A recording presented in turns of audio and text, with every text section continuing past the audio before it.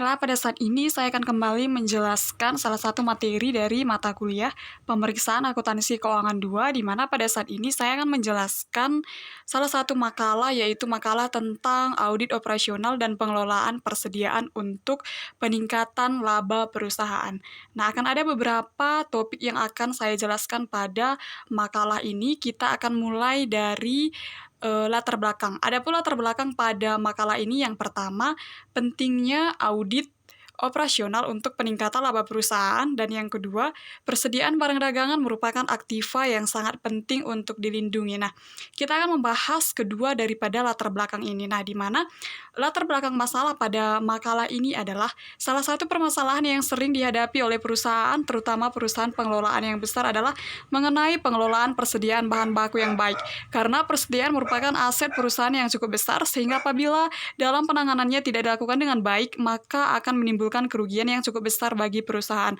Nah, di sini juga dibutuhkan audit operasional yang merupakan evaluasi atas berbagai kegiatan operasional perusahaan, sedangkan sasarannya adalah untuk menilai apakah pelaksanaan kegiatan operasional telah dilaksanakan secara ekonomis, efektif, dan juga efisien. Nah, apabila belum dilaksanakan seperti seharusnya, maka auditor akan memberikan rekomendasi atau saran agar pada masa yang akan datang menjadi lebih baik. Salah satu bagian dalam perusahaan yang perlu dilakukan audit operasional adalah masalah pengelolaan persediaan barang dagangan, karena persediaan barang dagangan merupakan bagian utama dalam neraca dan seringkali merupakan perkiraan yang nilainya cukup besar serta membutuhkan modal kerja yang besar pula. Nah, dengan besarnya jumlah uang yang ditanamkan pada persediaan barang dagangan suatu perusahaan, jelaslah bahwa persediaan barang dagangan merupakan aktiva yang sangat penting untuk dilindungi. Nah, di sini mengapa saya mengambil makalah ini, karena persediaan barang dagangan merupakan suatu aset yang sangat berharga pada perusahaan, di mana persediaan barang dagangan ini sangat sering sekali terjadi kecurangan ataupun kelalaian yang dilakukan oleh karyawan dengan tidak samanya jumlah barang dagang yang ada di gudang dengan yang dilaporkan pada laporan keuangan, sehingga dibutuhkan pengendalian operasional untuk mencegah kelalaian tersebut. Selanjutnya, saya akan menjelaskan dari latar belakang tersebut, saya mengambil dua rumusan masalah, di mana yang pertama, bagaimana audit operasional dapat meningkatkan laba perusahaan, dan yang kedua, bagaimana pengelolaan dapat meningkatkan laba perusahaan. Nah, selanjutnya, tujuan dari penelitian atau tujuan dari makalah ini adalah yang pertama, mengetahui bagaimana audit operasional dapat meningkatkan laba perusahaan, dan yang kedua, mengetahui bagaimana pengelolaan persediaan dapat meningkatkan laba perusahaan. Nah, itu adalah bagian yang termasuk ke dalam tujuan makalah ini. Selanjutnya, saya akan menjelaskan kepada tinjauan pustaka. Ada beberapa landasan teori pada makalah ini, yaitu yang pertama tentang audit dan juga pengertian audit. Nah, audit, dalam kegiatan audit terdapat proses pembandingan antara kondisi dan kriteria. Kondisi adalah kenyataan yang ada atau keadaan sebenarnya yang melekat pada objek yang diaudit, sedangkan kriteria adalah bahan pembanding, tolak ukur, atau hal-hal yang seharusnya dikerjakan ataupun juga hal-hal yang seharusnya melekat pada objek yang diaudit. Dengan kriteria, auditor dapat menetapkan apakah suatu kondisi menyimpang, atau apabila tidak sesuai, maka kondisi itu dapat dikatakan menyimpang. Tetapi jika kondisi tidak sesuai dengan kriteria yang telah ditetapkan, maka kondisi tersebut dikatakan menyimpang. Nah, selanjutnya adalah pengertian audit. Pengertian dari audit sendiri, audit yang biasa dikenal dengan auditing mempunyai banyak definisi. Salah satu yang saya ambil di sini yaitu pengertian menurut Mulyadi menjabarkan definisi audit adalah suatu proses sistematik untuk memperoleh dan mengevaluasi bukti secara objektif mengenai pernyataan-pernyataan tentang kegiatan dan kejadian ekonomi dengan tujuan untuk mendapatkan tingkat kesesuaian antara pernyataan-pernyataan tersebut dengan kriteria yang telah ditetapkan, serta penyampaian hasil-hasilnya kepada pemakai yang berkepentingan. Nah, namun, selain daripada pengertian yang dikemukakan oleh Mulyadi, ada juga pengertian audit menurut Standar Profesi Akuntan Publik atau SPAP yang diterbitkan oleh Salemba 4 pada tahun 2001, di mana menurut Standar Profesi Akuntan Publik, Audit adalah satu audit harus dilaksanakan oleh seorang atau lebih yang memiliki keahlian dan pelatihan teknis yang cukup sebagai auditor. Yang kedua adalah dalam semua hal yang berhubungan dengan perikatan independensi dalam sikap mental harus dipertahankan oleh auditor.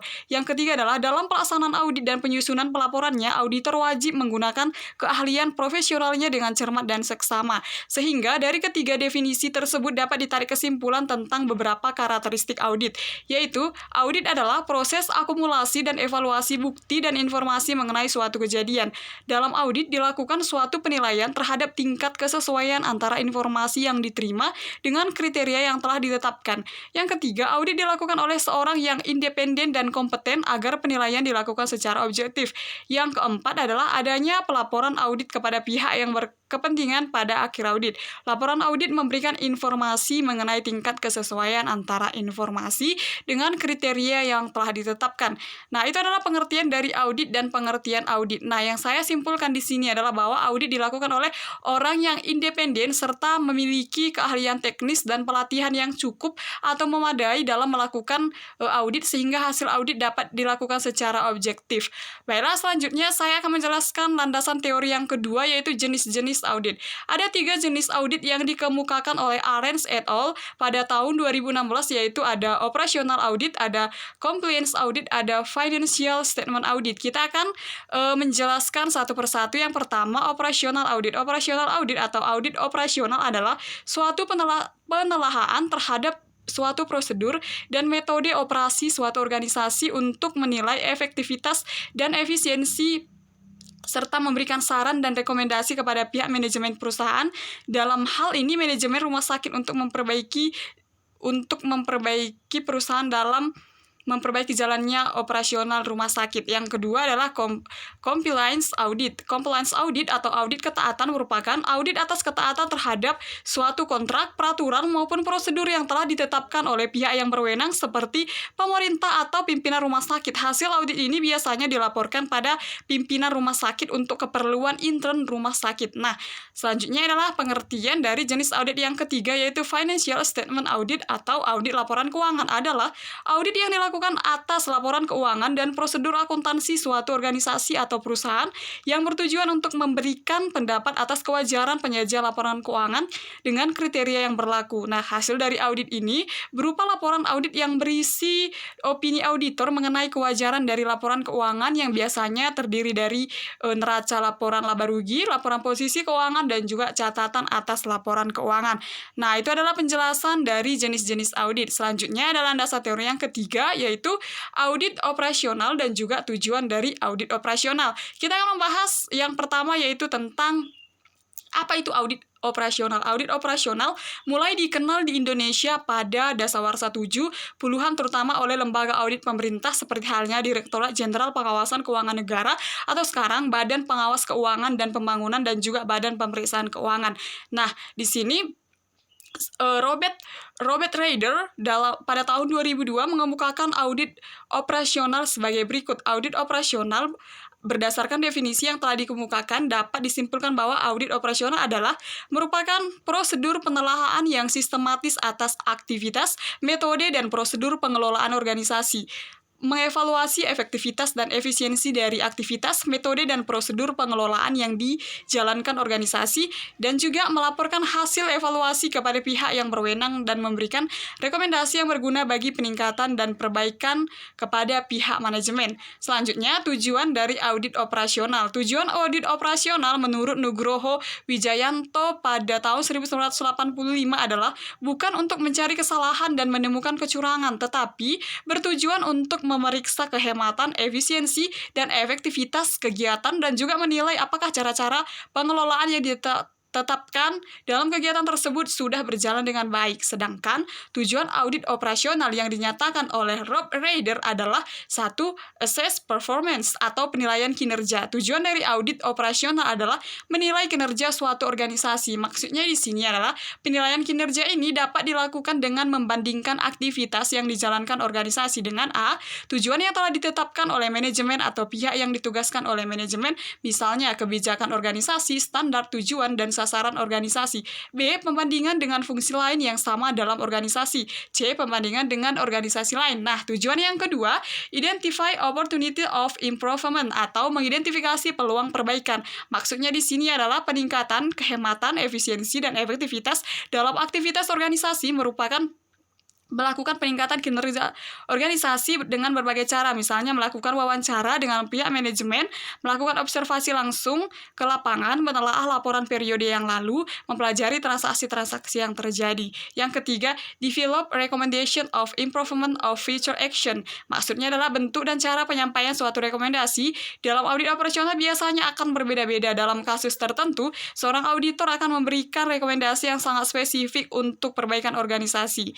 Nah, itu adalah bagian dari audit operasional serta tujuannya. Selanjutnya ada jenis-jenis audit operasional. Yang pertama, functional audit atau audit fungsional, yaitu mungkin timbul dari audit ini adalah kegagalan mengevaluasi fungsi-fungsi yang saling berhubungan. Yang kedua adalah organization audit atau audit organisasional. Audit operasional berhubungan dengan seluruh unit organisasi yang ada dalam rumah sakit atau perusahaan. Penekanan yang ada dalam audit operasional adalah untuk meneliti efektivitas dan efisiensi hubungan antara fungsi-fungsi yang ada, rencana organisasi, dan metode-metode untuk mengkoordinasi efektivitas yang sangat penting dalam audit ini. Yang ketiga adalah special assessment atau penugasan khusus. Audit ini dilakukan atas permintaan pihak manajemen.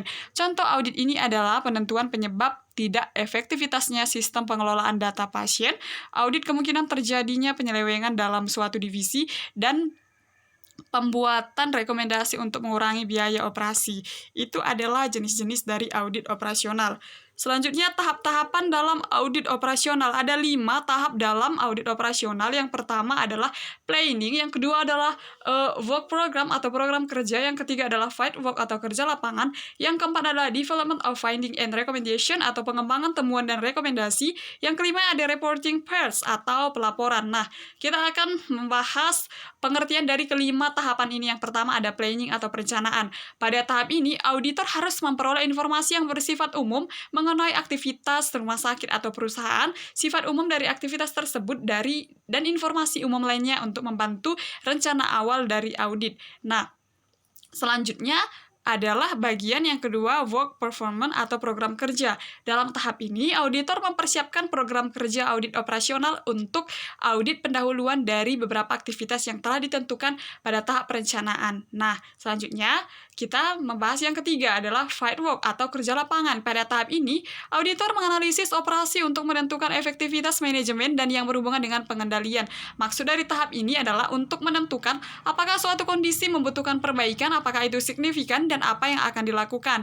Nah, selanjutnya ada development of finding and recommendation atau pengembangan temuan dan rekomendasi. Berdasarkan pada area signifikan yang telah diidentifikasi selama tahap kerja lapangan, temuan-temuan yang spesifik dikembangkan menurut atribut berikut. Ada condition atau kondisi, ada kriteria, dan juga ada juga yang lainnya. Selanjutnya ada yang kelima, yaitu reporting phrase atau pelaporan. Pada tahap ini, auditor operasional menyampaikan hasil dari pekerjaannya pada pihak manajemen, yaitu apa yang telah dilakukan auditor operasional selama audit dan apa hasil yang diperoleh dari pelaksanaan audit tersebut. Nah, itu adalah penjelasan dari tahap-tahap audit operasional. Selanjutnya ada persediaan dan jenis-jenis persediaan. Apa itu persediaan? Persediaan adalah bagian utama dalam neraca dan seringkali merupakan perkiraan yang nilainya cukup besar yang melibatkan modal kerja yang besar. Menurut standar akuntansi keuangan, persediaan adalah aktiva yang tersedia untuk dijual dalam kegiatan usaha normal atau dalam proses produksi dan atau dalam perjalanan, atau juga bisa disebut dalam bentuk bagang atau perlengkapan shopless untuk digunakan dalam proses produksi atau pemberian jasa. Selanjutnya ada jenis-jenis persediaan. Jenis-jenis persediaan itu ada 3. Yang pertama ada persediaan bahan baku. Persediaan bahan baku untuk menyatakan barang-barang yang dibeli atau diperoleh dari sumber sumber alam yang dimiliki dengan tujuan untuk diolah menjadi produk jadi. Selanjutnya ada persediaan produk dalam proses, meliputi barang-barang yang masih dalam pengerjaan yang memerlukan pengerjaan lebih lanjut sebelum barang itu dijual. Selanjutnya ada persediaan produk jadi, meliputi semua barang yang diselesaikan dari proses produksi dan siap untuk dijual. Selanjutnya ada juga persediaan bahan penolong, meliputi semua barang-barang yang dimiliki untuk keperluan produksi, akan tetapi tidak merupakan bahan baku yang membentuk produk jadi, yang termasuk dalam kelompok persediaan ini antara lain minyak pelumas untuk mesin-mesin pabrik, lem, benang untuk menjilid, dan buku-buku pada perusahaan percetakan. Nah, itu adalah penjelasan dari persediaan dan jenis-jenis persediaan. Selanjutnya, kita akan masuk ke pembahasan daripada makalah ini. Yang pertama ada audit operasional terhadap peningkatan laba perusahaan. Nah, audit operasional merupakan evaluasi atas berbagai kegiatan operasional perusahaan yang tujuannya adalah untuk menilai apakah pelaksanaan kegiatan operasional telah dilaksanakan secara ekonomis, efektif, dan juga efisien. Nah, apabila kegiatan operasional belum dilaksanakan secara ekonomis, efektif, dan efisien, maka auditor akan memberikan rekomendasi atau saran agar pada masa yang akan datang menjadi lebih baik. Jadi di sini dapat disimpulkan bahwa semakin baik audit operasional suatu perusahaan, maka akan semakin mudah pula perusahaan dalam meningkatkan laba dan tujuan yang ditargetkan. Nah, selanjutnya ada pengelolaan persediaan terhadap peningkatan laba perusahaan. Nah, persediaan adalah aktiva yang tersedia untuk dijual dalam kegiatan usaha normal, dalam proses produksi dan atau dalam perjalanan, dan aktiva dalam bentuk bagian atau perlengkapan untuk digunakan dalam proses produksi atau pemberian jasa. Pada prinsipnya, persediaan mempermudah atau memperlancar kegiatan operasional perusahaan yang harus dilakukan secara berturut-turut untuk memproduksi barang-barang serta tujuannya menyampaikan kepada pelanggan atau konsumen. Nah, jadi di sini juga dapat disimpulkan bahwa semakin baik pengelolaan persediaan, maka akan membantu perusahaan untuk meningkatkan laba dan juga mencapai target yang telah ditentukan. Nah, itu merupakan pembahasan dari makalah ini. Selanjutnya masuk ke kesimpulan. Nah, kesimpulan di sini, tujuan makalah ini adalah untuk mengetahui pengaruh audit operasional dan pengelolaan persediaan terhadap peningkatan laba dan juga tujuan yang telah ditetapkan perusahaan. Dari hasil pembahasan disimpulkan bahwa audit operasional dan juga pengelolaan persediaan berpengaruh terhadap peningkatan laba dan juga peningkatan pencapaian tujuan yang ditetapkan perusahaan. Nah, audit operasional merupakan evaluasi atas berbagai kegiatan operasional perusahaan yang tujuannya adalah untuk menilai apakah pelaksanaan kegiatan operasional telah dilaksanakan secara ekonomis, efektif, dan juga efisien. Jadi dapat disimpulkan bahwa semakin baik pengelolaan persediaan barang dagangan dalam suatu perusahaan, maka akan semakin mudah pula perusahaan tersebut dalam mencapai target yang ditentukan. Adapun saran dalam pembuatan makalah ini adalah untuk perusahaan yang melakukan kegiatan operasional yang besar agar dapat meningkatkan laba dan juga mencapai tujuan yang telah ditetapkan, maka sebaiknya perusahaan melakukan audit operasional dan juga pengelolaan persediaan yang baik agar tidak terjadi kecurangan dan juga tidak terjadi kesalahan dalam laporan keuangan. Nah, itulah yang dapat saya sampaikan dari makalah saya, yaitu tentang audit operasional dan pengelolaan persediaan terhadap peningkatan laba perusahaan. Saya minta maaf jika dalam penyampaian saya ada kata-kata yang kurang atau ada materi yang tidak dimengerti. Saya mengucapkan terima kasih.